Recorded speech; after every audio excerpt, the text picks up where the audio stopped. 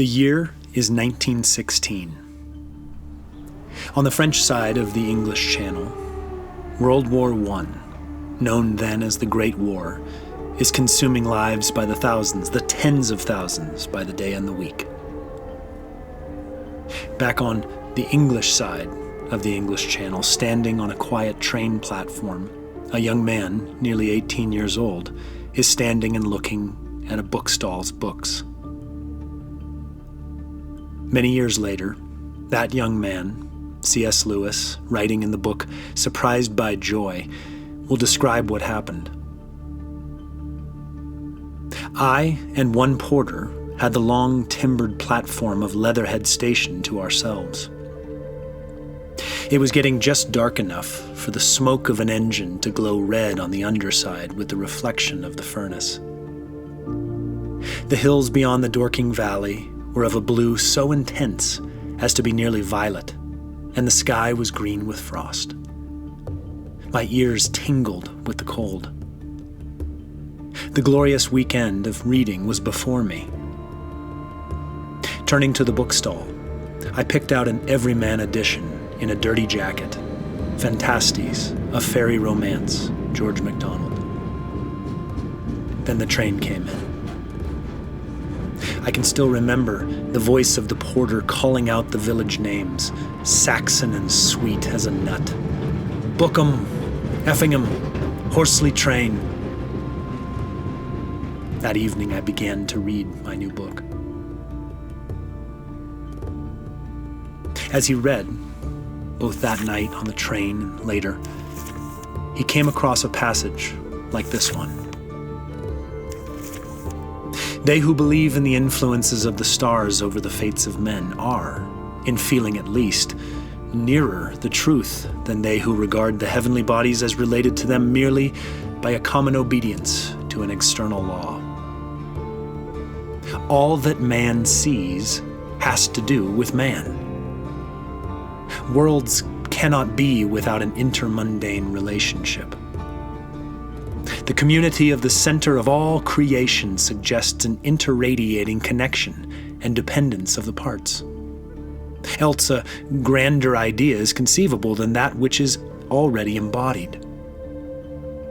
The blank, which is only a forgotten life lying behind the consciousness, and the misty splendor, which is an undeveloped life lying before it, may be full of mysterious revelations of other connections with the worlds around us than those of science and poetry. No shining belt or gleaming moon, no red and green glory in a self-encircling twin star, but has a relation with the hidden things of a man's soul, and, it may be, with the secret history of his body as well. They are portions of the living house wherein he abides. Lewis, nearly 30 years after that night standing on the station platform, chose to write for us an explication of what it all meant as he began to read Fantastes. This is from his own anthology of MacDonald's works. He wrote, "A few hours later, I knew that I had crossed a great frontier. I had already been waist-deep in romanticism and, likely enough at any moment, to flounder into its darker and more evil forms, slithering down the steep descent that leads from the love of strangeness to that of eccentricity and thence to that of perversity. Now, Fantastes was romantic enough in all conscience, but there was a difference. Nothing was at that time further from my thoughts than Christianity, and I therefore had no notion what this difference really was. I was only aware that if this new world was strange, it was also homely and humble. That if this was a dream, it was a dream in which one at least felt strangely vigilant. That the whole book had about it a sort of cool, morning innocence, and also, quite unmistakably, a certain quality of death. Good death. What it actually did to me was to convert, even to baptize, my imagination. It did nothing to my intellect, nor, at that time, to my conscience. Their turn came far later, and with the help of many other books and men. But when the process was complete, by which of course I mean when it had really begun, I found that I was still with MacDonald, and that he had accompanied me all the way. In that same anthology, Lewis points out his deep commitment to understanding the truth of Jesus by reading George MacDonald's Unspoken Sermons. And indeed, so much of the Lewis voice can be found throughout all of those beautiful texts. So we'll leave you in this particular episode with just a short reading from MacDonald that echoes beautifully in so much of the writing of C.S. Lewis. This comes from the Unspoken Sermons, that one called The Higher Faith.